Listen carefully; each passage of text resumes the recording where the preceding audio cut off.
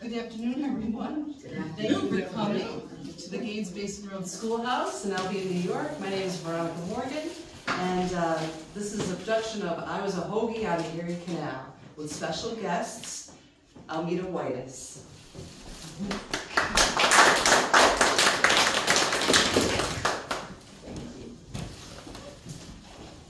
What's the line? This little light of mine, I'm gonna let it shine. Come on. This little light of mine, I'm gonna let it shine. This little light of mine, I'm gonna let it shine. Let it shine, let it shine, let it shine. One more time. This little light of mine, I'm gonna let it shine. And this little light of mine, I like that harmony, I'm gonna let it shine. Yeah. This little light of mine, I'm gonna let it shine, let it shine, let it shine, let it shine.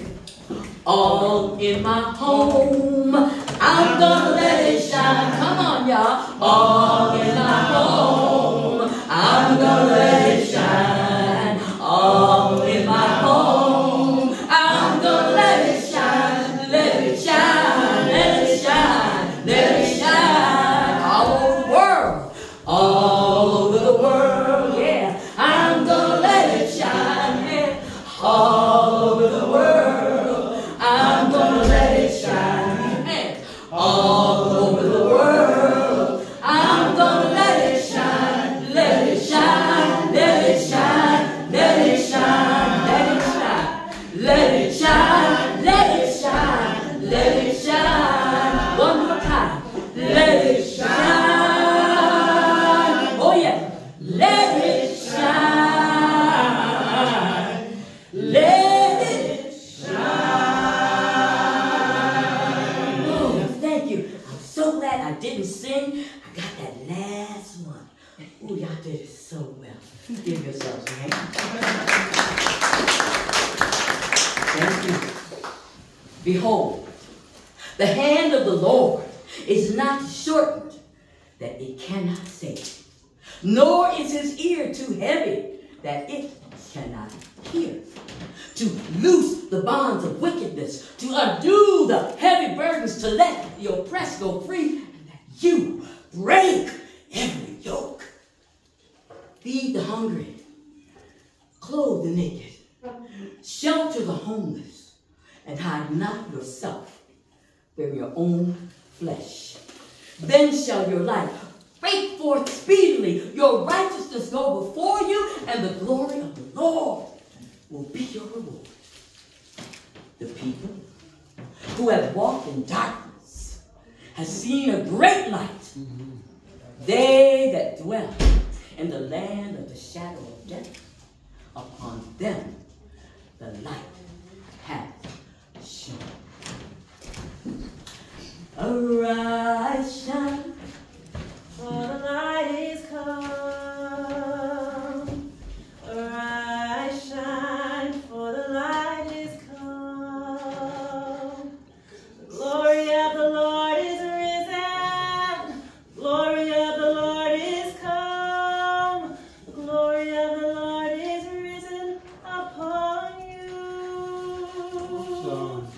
Arise, shine, for the light is come. Arise, shine, for the light is come. The glory of the Lord is risen. The glory of the Lord is come. The glory of the Lord is come. The glory of the Lord is risen upon you.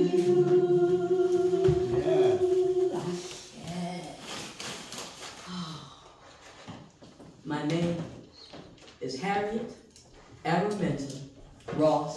Tubman Davis. Davis being my second husband. But everybody called me Minty when I was growing up on the plantation. And after I went for my freedom and got involved with the good people on the Underground Railroad and the abolitionist movement, I was able to make the acquaintance of very great man. His name was Frederick, what? Frederick? Douglass. What was that again? Douglass. What? Frederick Douglass. Douglas. Together.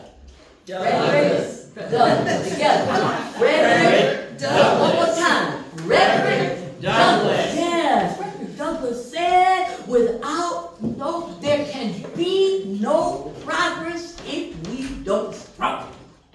There can be no struggle without, there can be no progress without struggle. And my life has been that of struggle and progress. He's a battle axe in the time of the battle. He's a battle axe in the time of the battle. He's a battle axe in the time of the battle. A shelter in the time of the storm. He's a battle axe in the time of the battle. He's a battle axe in the time of the battle. He's a battle axe in the time of the battle. He's shelter in the time of the storm. One more time. Come on. He's a battle axe in the time of a battle. He's a battle axe in the time of a battle. He's a battle axe in the time of a battle. Shelter in the time of storm. Yeah. He's a battle axe in the time of a battle. He's a battle axe in the time of a battle. He's a battle axe in the time of a battle. Shelter in the time of the storm.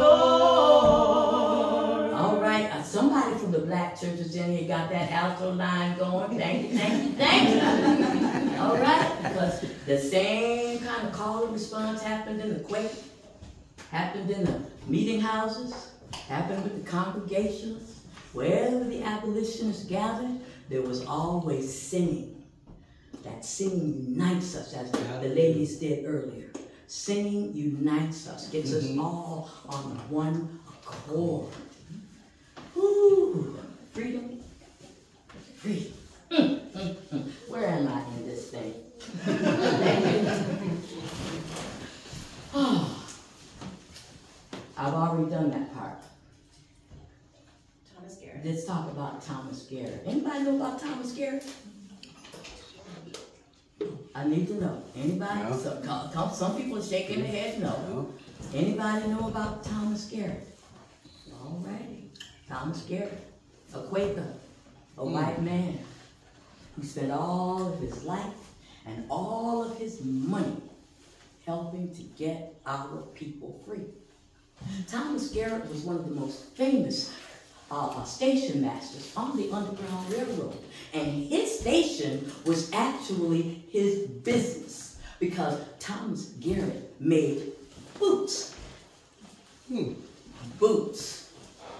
And that man made sure that every single fugitive who passed through his station left with a brand new pair of hard-wearing boots.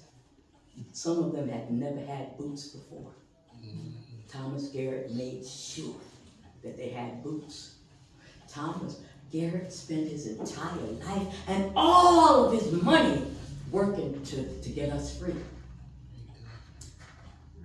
For one time, the judge got tired of having Thomas dragged into court over helping the fugitive, helping the runaways. So this time, the judge fined him $3,000, a lot of money at that time. It was all the money that Thomas Garrett had in the world. And the judge asked him if he had anything to say. Thomas Garrett stood up and said, "Yes, sir, Judge. I do have something that I wish to say. Now, you have left me without even $1. And I have only this to say. That if any man knows of a fugitive in need of shelter and a friend, send them to me. Thomas Garrett. I'll never turn them away." It was Thomas Garrett who introduced me to Mr. William Stills. Mr. William Stills was the secretary on the Underground Railroad in charge of the conductors. I knew I could be a conductor on the Underground Railroad. Nobody knew land better than me when I was a little girl growing up on that plantation in Bucktown, Maryland, my mama, old Rick, she wanted me to be in the big house with her where work was nice and easy, but I like being outdoors with my daddy then. Yeah, nobody knew land like my daddy then. Oh, he could read all of the animal signs. He could look at the sky at sunset and know what the weather was going to be like the next day. Oh, he knew all of the animal signals. He even taught me something real special. He taught me how to stand real still, real quiet, so quiet that a little rabbit could hop up next to me and eat his little lunch and never even know I was standing there. I knew I could do it. I knew I could be a conductor on the Underground Railroad. So when Mr. Stills wouldn't talk to me about it, I just waited. Because I knew what the Lord wanted for me. And so I just worked while I waited. Making money for work I used to do for free on that plantation. And I still believe that it was God who changed Mr. Still's mind and made the situation happen that he had to use me to bring out my first trainload of passengers. Harriet, there's going to be a trainload of passengers coming out of Bucktown, where you from. I'm like, really? Because you see, Mr. Stills, like most of the men of that time, didn't think that it could happen. They didn't believe in that, you know. Women conductors. I knew I could do it. Not a long time. So I put in my bag some white pieces of cloth. I put some paregoric, and I always carried my gun. You got a gun? Of course.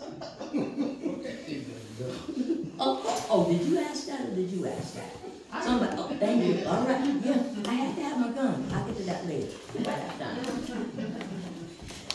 And he used me, and I had worked and saved up enough money so I could take care of whatever expenses needed to be paid while I was directing my fugitives on that long and arduous journey from slavery to freedom. Yeah. Whenever we had the babies, we had to keep the babies quiet. Now, y'all know the patty rollers, petrolas? Yeah, patty rollers is what we call them.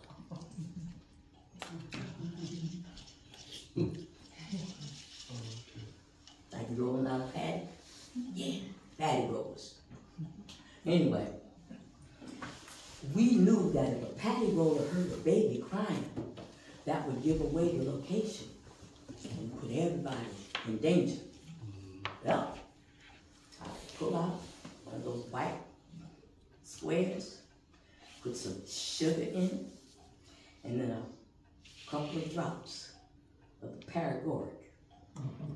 Now, the white men use these opiates to control their women with laudanum, and to control the babies and the children with paregoric. Twist it up, make a little teeth, stick it in that baby's mouth.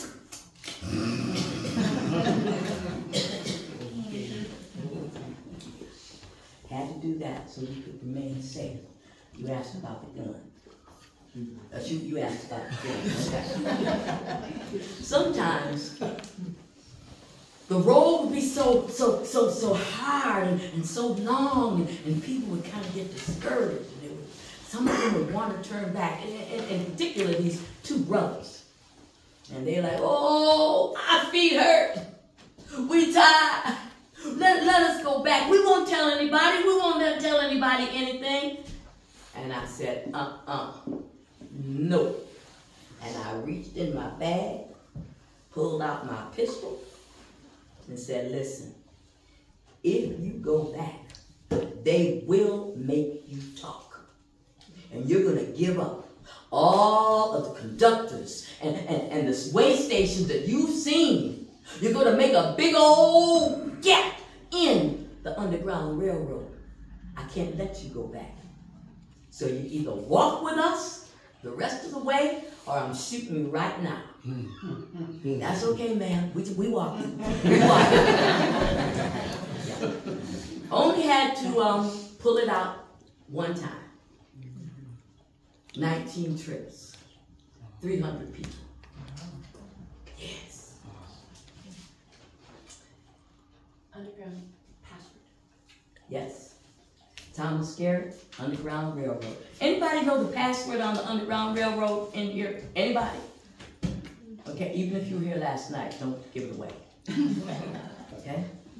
Repeat after me. A right hand. A friend. With friends. Again. A friend. With friends. One more time. A friend. With friends.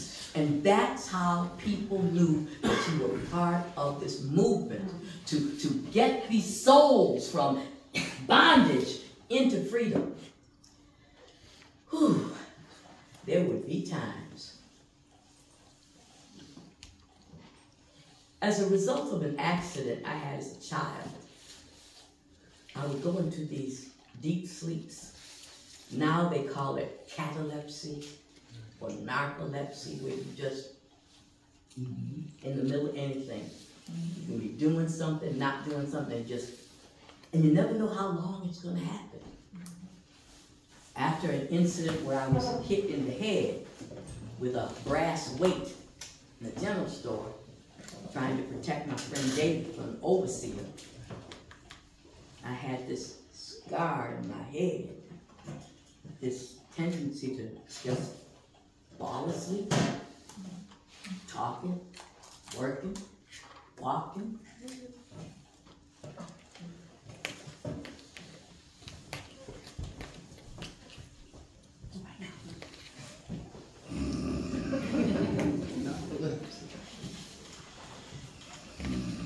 And then I wake up a few minutes or a few hours later and keep right on talking. Everything okay? Keep right on talking like nothing had ever happened. Well, there was one time when I was still on the plantation and all the other enslaved people were down around the campfire. The campfire burned 24/7 in the slave quarters. It was where the people would gather before the sun came up to get ready to go to the field, and where they would gather after the sun went down when they had finished a hard day's work. We call it working from cane to can't. When you can see the sun till you can't see the sun. I like that. Let me know that you with me. You know, I'm like, okay, she with me. All right, thank you. I can keep going. All right. So one time I was in our family's one-room cabin, and everybody else was down around that campfire where people gathered at the end of the day. They would gather to just rest. They would gather to tell stories, sing songs, dance, gossip. And I was in the one-room cabin.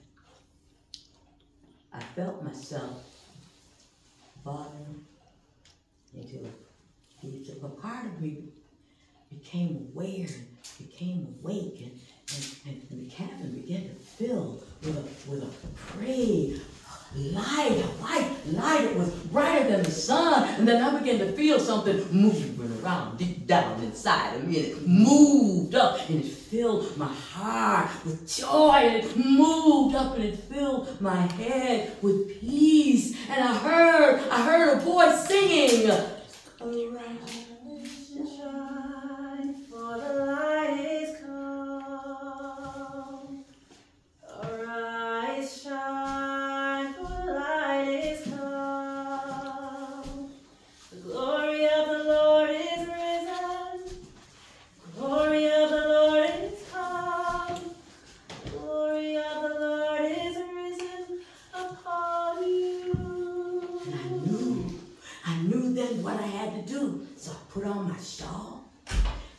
walked out into the night, out of my family's one-room cabin, down toward that fire. And I was singing in my rich, deep bass voice. Everybody knew it was me because they said, "Here come Minnie, y'all, here come Minnie." And then they heard the song I was singing, and everybody went silent.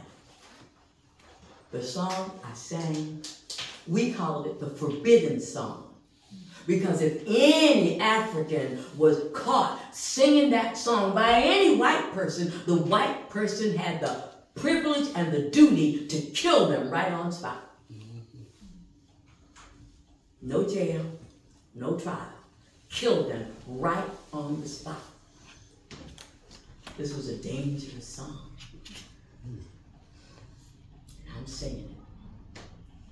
When Israel was in Egypt land, let my people go.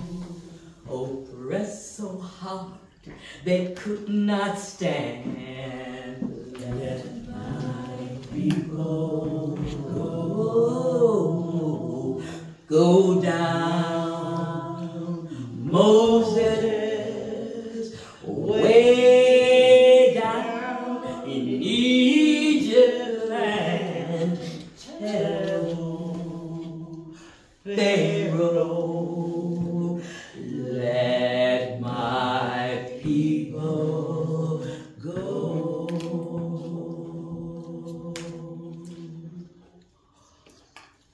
My mama over it and my daddy Ben, they were so angry with me when we got back to that one-room cabin that we lived in. "Baby, why you want to do this thing? Don't you know the good Lord has spared you with that wound in your head, left you with good sense, and now you want to come out here singing that forbidden song when you know good and well any of us caught singing that song will be put to death? Oh, baby, we're your parents. Why you want to do this to us? Why you want to hurt us like that?" I had to do it, Mama. I had to. Daddy, don't you understand? I remember the Bible story about how Moses led the children of Israel out of bondage in Egypt and into the promised land. And Mama, I had to think that somebody had to do that for our people. And Daddy, I just knew that person had to be me. Don't you understand? Mama, Daddy, even the old man, he the oldest one of us. He come over here on a ship from Africa, and he told me, "Keep that spirit going, gal. Who knows, you might be our Moses to lead our people to freedom." Mama, Daddy, don't you understand? I had to do it. I had to do it. Freedom. Freedom cannot be granted or even earned. A demand must be made on it, and a price must be paid. And freedom is wanting good for yourself as well as your brothers and your sisters. Now, don't assume that every colored man or woman is your brother or your sister. And don't believe that every white man or woman is your enemy. Because I'm here to tell you that if it wasn't for the Quakers, Society of Friends, abolitionists, I would not be standing here before you today. The Quakers said, "To be sure, we Quakers obey the law, but we do not accept any advice that goes against our fellow man." Password on the Underground Railroad. Everybody ready? A friend. Yeah, I did it wrong. Thank you. A friend with friends. Again, a friend with friends. A friend with friends. Check. What's next? You are my hiding place. Thank you. You are my hiding place. You always fill my heart with songs of deliverance. Whenever I feel afraid, I will trust in you. I will trust in you.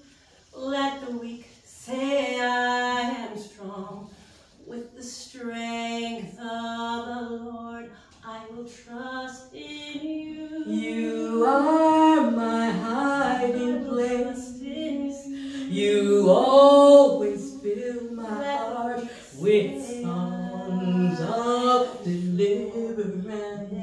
Whenever I feel afraid, I will trust in you. You are my hiding I will trust in you. You always fill Let the weak say I am strong with the strength of the Lord. I will trust in you. Thank you, Spirit.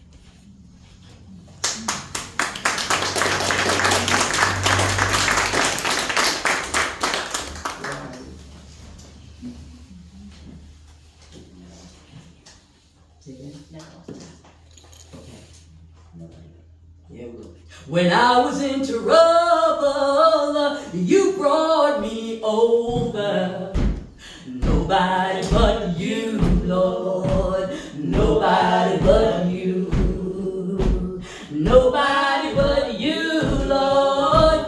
Nobody but you. When I was in trouble, you brought me over. Nobody but you, Lord. Thank you. Nobody but you. Oh, y'all did that so sweet. Thank you. That was so sweet. Okay, where am I?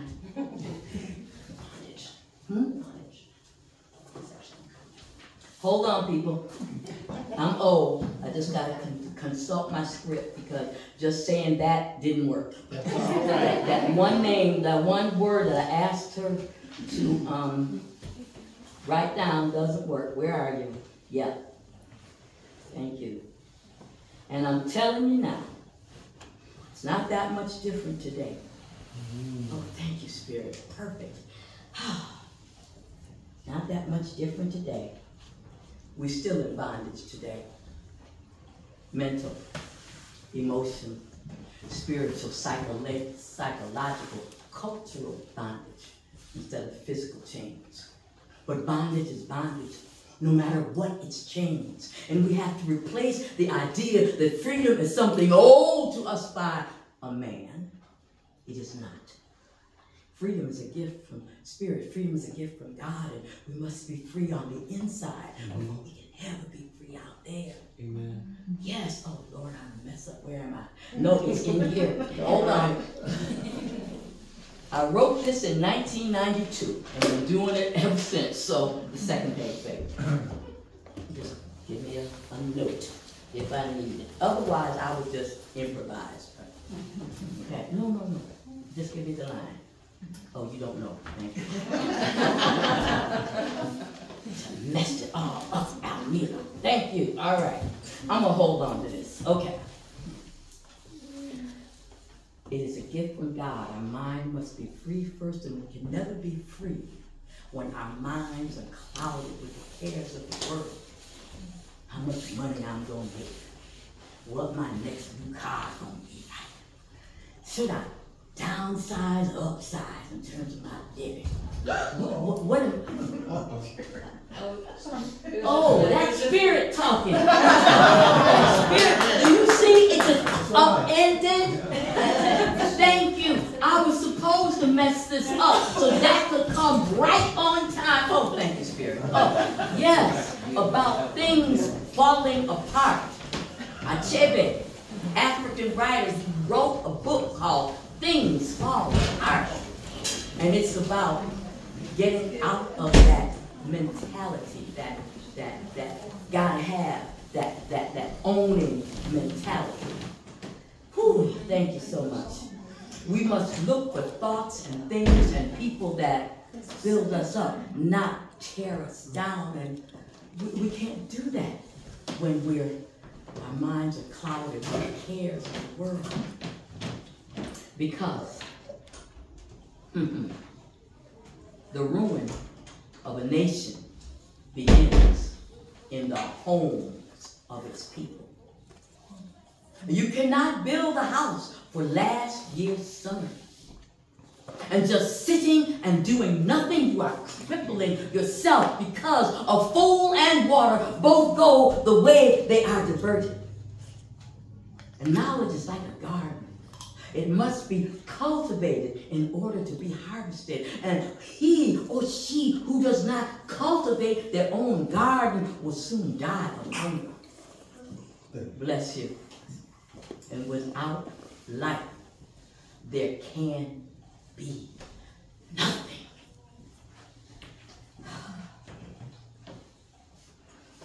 I don't feel no waste time. I come too far from where I started from. Nobody told me that the road would be easy. I don't believe he brought me this far to leave me. Y'all know it, come on, sing. I don't feel no waste time. I come too far. I come too far from where I started from. Nobody told me. Nobody told me that the road would be easy. I don't believe he brought me this far to leave me. I don't believe. I don't believe he brought me. I don't believe he brought me. I don't believe he brought me. Oh, I don't believe he brought me this far. Come on. I don't believe. Say it like you mean it. Oh, I don't believe he brought me this far. Yes, I don't believe he brought me this far. Oh, yeah. Oh, yes. One more time. I don't believe he brought me this far to leave.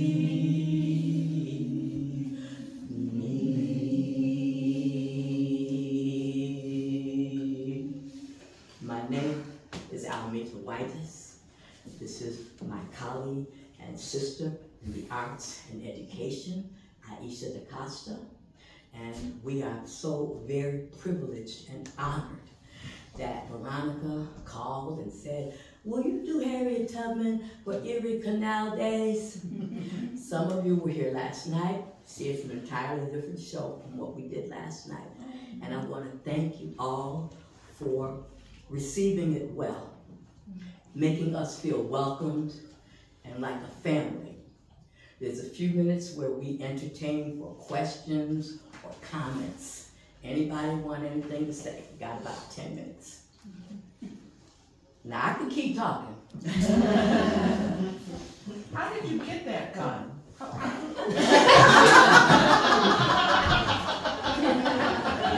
Well, it was the 1860s.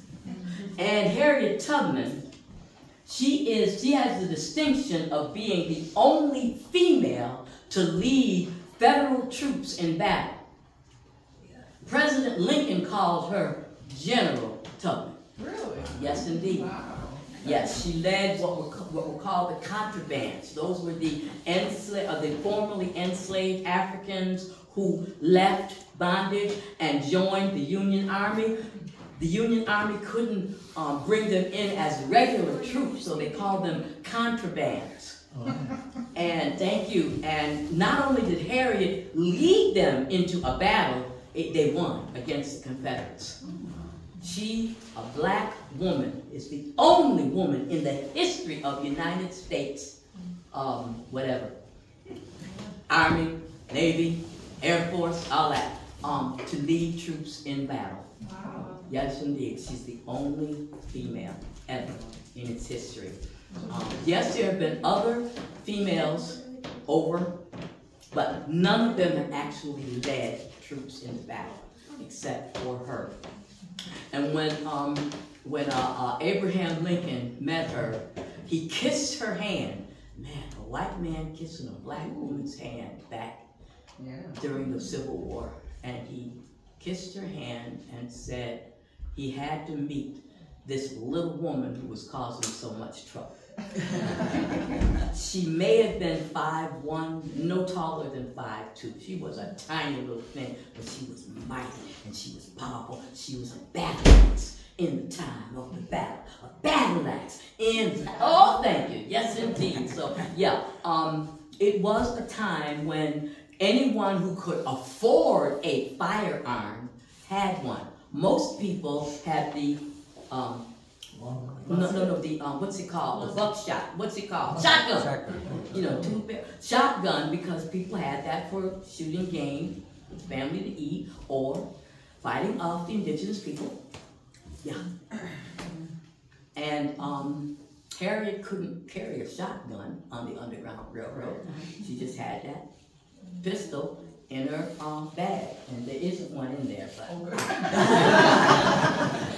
I scare the kids. I got a gun in here, y'all. No, I don't. But no, I wouldn't do that anyway, because someone might think that I really got one and call the police and put me in jail. Who knows? There's no need and no trouble till trouble troubles you, as someone used to say back in the day.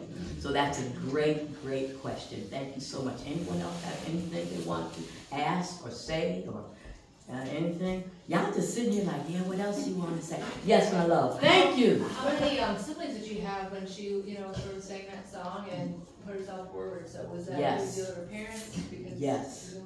Good question. Thank you so much. That means you were listening and thinking. Harriet lived grew up and was born in a family in a room about half the size of this. Mama, old Rip, Harriet, she's old Rip. Then there's, Minty, Harriet, and then Daddy Ben, 11 sisters and brothers. Wow. All of them in. Was she the oldest? Say again? Was she the oldest? No, she was somewhere in there. And after Harriet became a conductor, she went back south to carry back as many of her siblings and her parents as possible. She was able to get everybody to freedom except the one sister who had been sold south before she got back. And where was I? Come on, Almeta, get your thoughts straight. Come on. Let's see, I'm under the gun here. I'm under the gun. Oh, that's a terrible thing to say. Yes. Every time Harriet would come back to the plantation, she would ask her mother and father, please come north with me. And every time they said, nope. When they finally decided to go, they were both in their 80s. Wow. They could not walk. It made Harriet's job even tougher because she had to put them on a buckboard wagon. And Daddy Ben insisted on carrying his axe because he was good for cutting down trees in his young days. And her mama, old Rick, insisted on bringing her feather tick. Y'all know what that is? What was that? Yeah, a mattress. Most of the NSA peoples slept on sacks filled with straw or corn husks on the floor. Y'all all have beds, right? Our people were on the floor, sleeping on sacks filled with. Old Rick had a real feather tick with goose feathers, real material. She insisted on taking that with her. And they had to be on a wagon, which meant they had to, it's like routes that anybody can go on. But Harriet always said that anything she did because the Lord directed her. And when the Lord decided that it was time for her to not do it anymore, the Lord would let them, she said, let them take me. Because there was a $25,000 reward on her head, dead or alive, worth about $250,000 today. And There was one time, some of you who were here last night, who was here last night? Thank you, one person, great.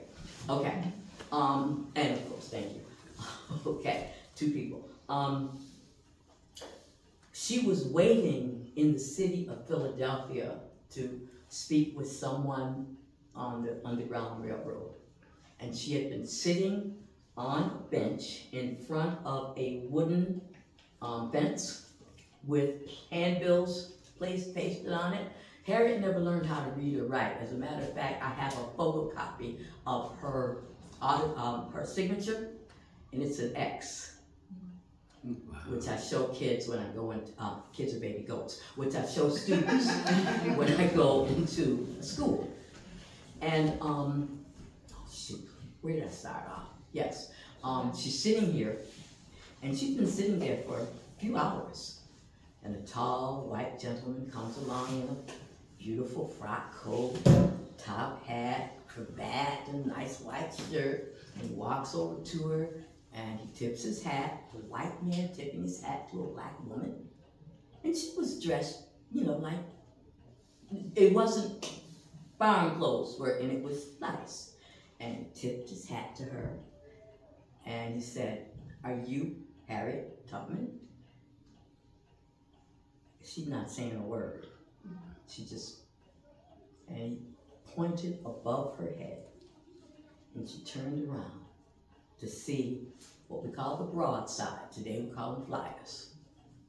Wanted, dead or alive, $25,000 reward. Harriet Tubman with her likeness on it.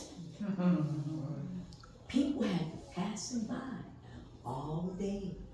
Nobody paid any attention to this little woman.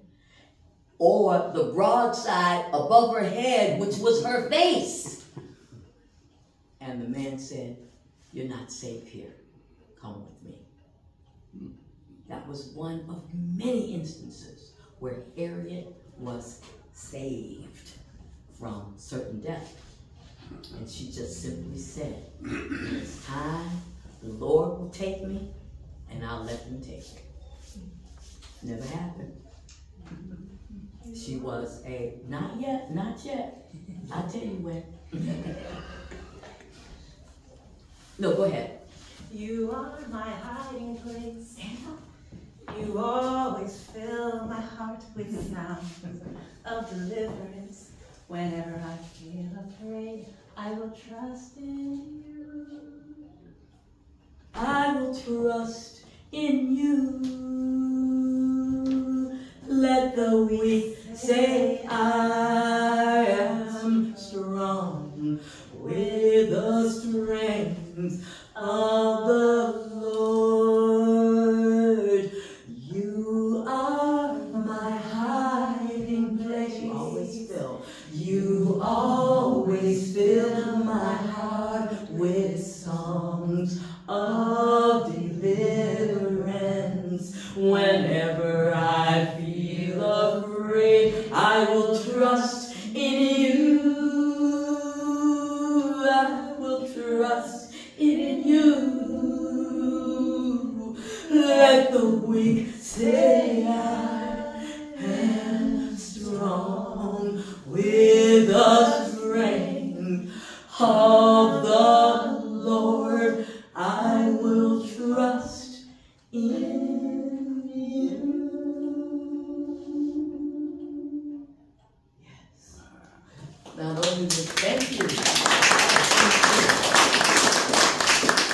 Not only was Harriet a freedom fighter working on the Underground Railroad conductor, and a leader of federal troops, she was also a reverend.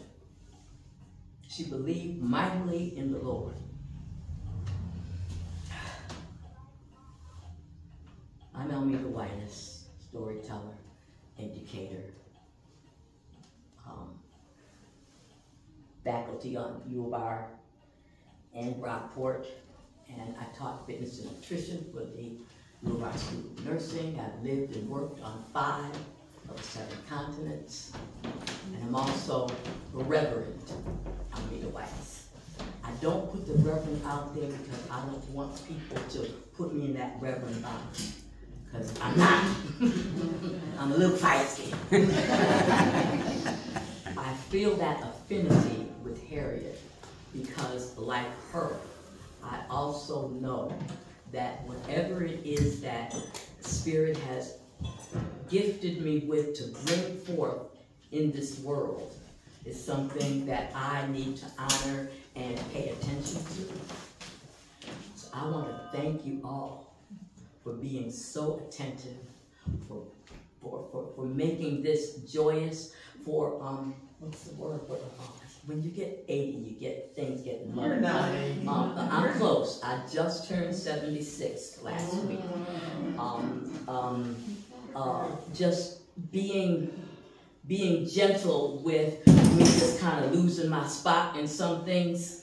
There used to be a time when I was young and very, what's the word, egotistical? I can't find it, but yeah. And I wouldn't even let y'all know that I made a mistake. I would just like flip and find something in my brain to make it go and get back around. I want to thank you for putting up with me losing my spot in that. And I want to thank my dear friend and colleague and artist. She's I told her, now that you singing, I don't want to sing because you sound so good. Aisha da Costa, she's a dancer, she's a wonderful mom, and she's a good friend, and she's with me in my new performing company, and that kind of thing. So please give Aisha.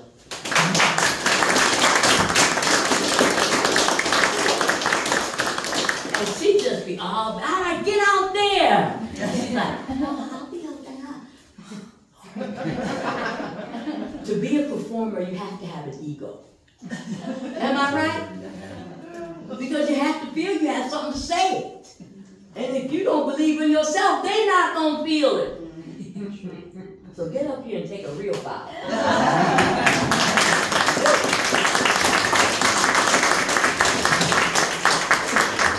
Any other questions or comments? Did I answer that question? You did. Okay, thank you. Because I don't even remember what it was, but I wasn't. Anyone else? Yes, my love. Yeah, there's a lot of Quaker meeting houses around here. Yes, yes. And I know the Underground Railroad did a lot through Niagara County, crossing the river there. Yes. Do you think that she spent any time in this area? I do believe she did. I haven't been able to find, sorry, there was some good food. There's a bird coming out. Now it went down again. Anyway, some years ago, I did 2 residencies in 2 years in a row in a school district right on the Niagara River, or Niagara Falls, where Harriet Tubman was supposed to have led people across there. It's been, 1998, so I don't remember that much. So, but yes, it is documented where she did do that. Also, there's the Rose Garden in Maplewood Park in Rochester.